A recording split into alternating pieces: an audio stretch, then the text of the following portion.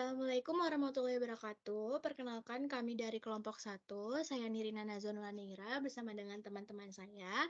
Ada Muhammad Alfahreji Syaputra, ada Damara Talaraya, Ainun Najib, dan Ade Raja Maulana Ridwan. Kami dari kelompok satu dan kali ini kita akan bahas salah satu topik mathematical finance yaitu bunga majemuk. Nah, sebelum membahas lebih dalam, boleh dong jelasin apa sih bunga majemuk itu? Boleh buat Damar jelasin dulu. Halo, perkenalkan nama saya Damar. Saya akan menjelaskan apa sih bunga majemuk itu. Bunga majemuk adalah bunga yang dihitung berdasarkan pokok awal, yang juga mencakup semua bunga akumulasi dari deposito atau pinjaman periode sebelumnya. Jadi, bunga majemuk diberikan berdasarkan modal awal dan akumulasi dari bunga periode sebelumnya, sehingga besar bunga setiap periodenya tidak sama. Istilah gampangnya, ketika kamu nabung di bank dengan suku bunga majemuk, maka perhitungan bunga yang akan kamu terima adalah modal awal tabunganmu. Ditambah dengan akumulasi bunga yang kamu dapatkan juga di setiap periode. Nah, gitu guys. Oh gitu ya. Nah terus kenapa sih bank tuh mau memberikan bunga? Apa aja sih fungsi dan manfaat dari bunga? Nah, bunga bank memiliki fungsi dan manfaatnya tersendiri. Bagi bank, bunga berfungsi sebagai sumber pendapatan bagi bank. Misalnya saja, saat bank menawarkan bantuan dalam bentuk kredit yang dapat dipinjam dengan syarat dan ketentuan berlaku bagi nasabah. Kredit yang dipinjam nantinya dibayarkan kembali ke bank dengan angsuran setiap bulan ditambah dengan suku bunga yang disepakati oleh kedua pihak saat perjanjian peminjaman.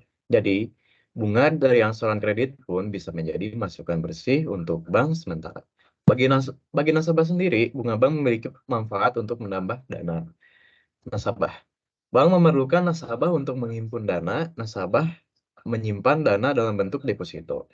Bank biasanya memberikan bunga kepada nasabah sebagai tambahan jika saldo yang terdapat di dalam rekening lebih dari 500.000. Sementara untuk deposito ada pilihan di mana penyimpanan dana yang dilakukan oleh nasabah bisa diambil sesuai dengan pilihan deposito berjangka yang dilakukan. Keuntungannya adalah adanya bunga yang dikalikan dengan penyimpanan deposito yang dilakukan oleh nasabah. Jadi saat deposito telah masuk masanya untuk diambil uang yang tadi disimpan, nah, yang tadi disimpan akan bertambah karena bunga bank tersebut. Nah, gitu guys. Gimana? Udah paham belum? Paham, paham. Paham. Nah oke. Sekarang nih kita mau masuk penjelasan mengenai rumus dari bunga majemuk itu. Boleh dong Alfareji dijelasin rumus bunga majemuk itu apa sih? Oke, kali ini aku bakalan ngejelasin rumus bunga majemuk. Rumus bunga majemuk adalah FP sama dengan PV dikali 1 ditambah I, dipangkatkan N. Nah, FP itu apa sih? FP adalah future value atau nilai akhir. PV adalah present value atau nilai awal. Dan I merupakan interest atau bunga. Serta N merupakan jumlah periode atau jumlah tahun peminjaman. Oh gitu ya rumus bunga majemuk. Tapi aku kepo nih, rumus itu tuh dapetnya dari mana? Boleh nggak sih dijelasin? Nah, rumus tersebut berasal dari, misalnya, Najib menyimpan uang di bank sebanyak 10 juta dalam jangka waktu 3 tahun dengan suku bunga sebesar 5%. Berapakah uang di tabungan Najib setelah 3 tahun? Nah, uang awal Najib kita masukkan ke PV, yaitu sebesar 10 juta rupiah. Nilai akhir uang Najib sama dengan FP, yaitu uang Najib setelah 3 tahun dengan suku bunga sebesar 5%. Dan N adalah 3 tahun, karena Najib meminjam uang di tabungan selama 3 tahun. Nah, pada tahun pertama, FP1 sama dengan PV ditambah PV dikali I. Tadi PV 10 juta ditambah dengan 10 juta dikali 5%. Jadi hasilnya 10 juta 500. Pada tahun kedua, FP FP2 sama dengan FP1 ditambah FP1 dikali bunga. Nah, FP1 tadi kita udah ketemu 10.500.000. Kita tambahkan dengan 10.500.000 dikalikan dengan 5% lagi. Jadi hasilnya 10.500.000 ditambah dengan 525.000 sama dengan 11.025.000. Pada tahun ketiga juga berlaku hal yang sama. FP2 ditambah FP2 dikali I sama dengan 11.025.000 ditambah dengan 11 juta dikali 5%. Hasilnya 11.025.000 ditambah 551.250, hasilnya 11.576.250. Sehingga dapat kita simpulkan bahwa rumus bunga menjebuk adalah FP sama dengan PV dikali 1 ditambah I berpangkatkan N. Begitu. Oh, gitu ya. Oh ya, aku maaf ya, tadi aku mau koreksi kalau tadi itu bukan meminjam tapi menyimpan ya. Oh ya, maaf. Terima kasih sudah dikoreksi. Oke. Tapi kalian tahu gak sih, selain rumus itu, ada juga rumus bunga majemuk lainnya. Rumus ini bisa dipakai jika dalam satu periode bunga dibayarkan sebanyak M kali. M kali, maksudnya tuh apa sih? Jadi, aku jelasin aja ya dari awal. Rumus lain bunga majemuk itu yaitu, jika dalam satu periode bunga dibayarkan M kali, maka rumusnya FP sama dengan PP dikali 1 tambah I per M berpangkat M kali N. Nah, jadi FP itu future value atau nilai akhir. PP itu present value atau nilai awal. Dan I itu interest atau bunga. Lalu N jumlah periode atau jumlah tahun dan M frekuensi pembayaran. Oh, gitu ya. Nah, terus gimana sih contoh soalnya? Nah, berikut contoh soalnya. Ridwan menyimpan uangnya di bank sebesar 5 juta rupiah dengan bunga 6%. Diketahui bahwa banknya memberikan bunga sebanyak 2 kali dalam 1 tahun. Lalu, hitunglah berapa jumlah saldo akhir Ridwan setelah 3 tahun. Nah, dapat kita ketahui PV-nya yaitu 5 juta, lalu I-nya atau bunganya 6% per tahun, atau sama dengan 0,06 per tahun. Dan N-nya sama dengan 3 tahun, lalu M-nya 2 kali per tahun. Yang ditanyakan FP-nya. Nah, jadi penyelesaiannya seperti berikut. FP sama dengan PP plus 1 plus I per M berpangkat M kali N. Sama dengan 5 juta kali 1 plus 0,06 per 2 pangkat 2 kali 3. Sama dengan 5 juta kali 1 plus 0,03 pangkat 6. Lalu 5 juta kali 1,03 pangkat 6. Dan dapat disimpulkan hasilnya yaitu 5.970.261. Maka setelah 3 tahun, total uang yang akan diterima Ridwan adalah sebesar 5.970.261 rupiah. Oh, gitu ya. Oke, aku udah paham sekarang. Tapi guys, selain yang Ade dan Alfa disebutin, ada lagi loh rumus bunga majemuk lainnya. Apa itu? Jadi rumus ini bisa dipakai jika pokok dan bunga dibayarkan secara kontinu sepanjang tahun, yaitu M menjadi tak hingga. Nah, rumusnya itu adalah jika pokok dan bunga dibayarkan secara kontinu sepanjang tahun, yaitu M menjadi tak hingga, maka diperoleh rumus FV sama dengan PV kali E pangkat I kali N. Nah, keterangannya itu, FV itu apa sih? FV itu adalah future value atau nilai akhir. Dan PV itu adalah present value atau nilai awal. I itu interest, N itu jumlah periode atau jumlah tahun, dan E itu bilangan Euler atau bilangan dasar logaritma natural yang nilainya itu 2,7182 dan seterusnya. Baik, di sini saya akan menjelaskan contoh soal, yaitu misalkan Raya menyimpan uangnya di bank sebesar Rp 8 juta rupiah dengan bunga sebesar 4%. Diketahui bahwa banknya memajemukkan bunga secara kontinu selama 4 tahun. Berapa sih uang raya setelah 4 tahun? Baik, di sini saya akan menjelaskan penyelesaian dari soal tersebut. Diketahui PV itu 8 juta.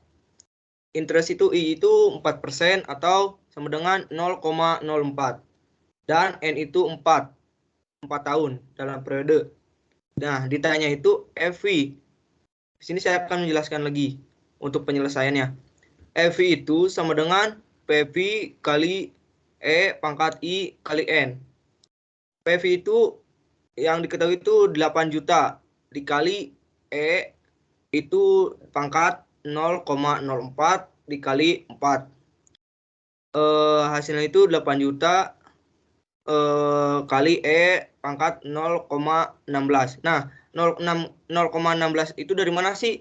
Kita dikalikan pangkatnya 0,04 dikali 4. Hasilnya itu 0,16. Gitu ya. Dan hasilnya itu berarti 8 juta dikali hasil dari entries itu kita ngitung dari kalkulator. E pangkat 0,16 itu hasilnya 1,1735. Hasilnya itu 9.388.000 rupiah.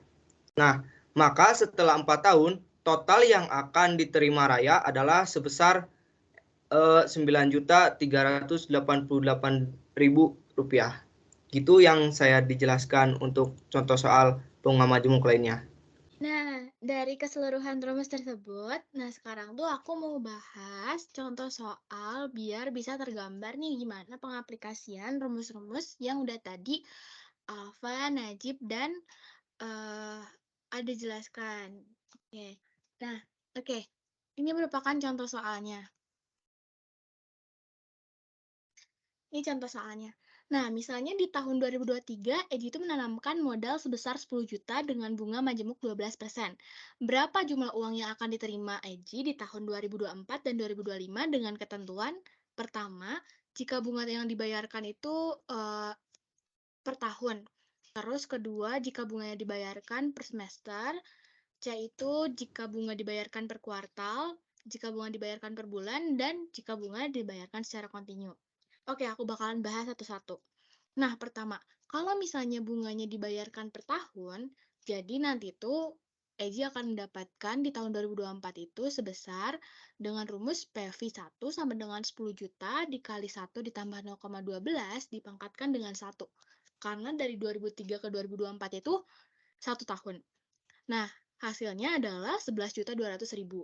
Nah, kemudian di tahun 2025, karena dia 2 tahun, jadinya VV2-nya itu sama dengan 10 juta dikali 1 ditambah 0,12 dipangkatkan dengan 2. Dan hasilnya adalah 12.544.000. Nah, kemudian kalau misalnya bunganya dibayarkan per semester, ini kita bisa menggunakan rumus yang tadi ada jelaskan. Jadi, per semester itu kan artinya dalam 1 tahun itu bunganya tuh dibayarkan sebanyak 2 kali. Nah, kemudian berarti kan M-nya tuh 2 kali. Nah, semesternya itu 12% dibagi 2, yaitu 6% untuk pembayaran bunga pertama, 6%-nya kemudian ditambah lagi 6% kemudian di pembayaran kedua. Nah, jadi di tahun 2024, Eji akan mendapatkan PV1 sama dengan 10 juta dikali 1 ditambah 0,06 dipangkatkan 1 karena 1 tahun dikalikan dengan 2 yaitu banyaknya M. Hasilnya adalah 11.236.000. Nah, kemudian di tahun 2025 akan mendapatkan 10 juta dikali 1 tambah 0,06 2 dikali 2 karena 2023 ke 2025 itu 2 tahun. Dan banyaknya frekuensi pembayaran adalah 2. Hasilnya adalah 12.625.000. Nah, kemudian sama halnya sebenarnya sama aja kayak yang per semester. Nah, kalau yang per kuartal itu frekuensi pembayarannya itu 4 kali. Jadi dalam 1 tahun itu dibayarkan sebanyak 4 kali. Nah, jadi I-nya itu 12% dibagi 4 yaitu 3%. Nah, jadi di 2024, Eji akan mendapatkan 11.255.000 dengan rumus yang sama. Nah, kemudian di tahun 2025, Eji akan mendapatkan 12.668.000 dan selanjutnya kalau misalnya bunganya dibayarkan per bulan, M-nya itu sama dengan 12 kali. Nah, otomatis I-bulannya itu 12% dibagi 12 yaitu 1%. Nah, didapatlah hasil kalau misalnya 2024 itu PV 1-nya itu sama dengan 11.268.000, pas di 2025 itu PV 2-nya hasilnya 12.697.000. Nah, kalau misalnya bunganya dibayarkan secara kontinu, ini tuh rumusnya sama aja yang kayak dijelasin sama Najib. Jadi, kita pakai PV1 sama dengan 10 juta dikali E, dikalikan dengan I-nya, yaitu 0,12, dikalikan dengan N-nya, atau jumlah tahunnya. Karena 2023 ke 2024 itu 1 tahun, jadi 0,12 ini dikali 1. Hasilnya adalah 11.275.000. Nah, kemudian sama seperti yang di 2024, 2025 juga sama, cuman dia kan 2 tahun, jadi 0,12-nya dikali 2. Hasilnya adalah 12.712.000.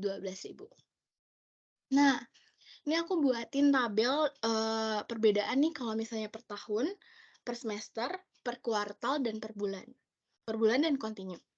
Nah, kalau misalnya kita lihat ya, baik di 2024 maupun 2025, kalau misalnya per tahun itu kan 11.200.000. Kalau kontinu itu 11.275.000. Dan setiap semakin banyak frekuensi pembayarannya, semakin besar pula si hasilnya, si FV yang didapatkan, nilai akhir yang didapatkan. Nah, dari sini tuh kita tahu ya kalau misalnya M-nya makin banyak, frekuensinya makin banyak dibayarkan, maka makin besar pula FV atau nilai akhir yang didapat. Nah, gitu guys. Sekian pembahasan terkait bunga majemuk. Kami dari kelompok 1, mohon maaf apabila ada salah-salah kata. Assalamualaikum warahmatullahi wabarakatuh.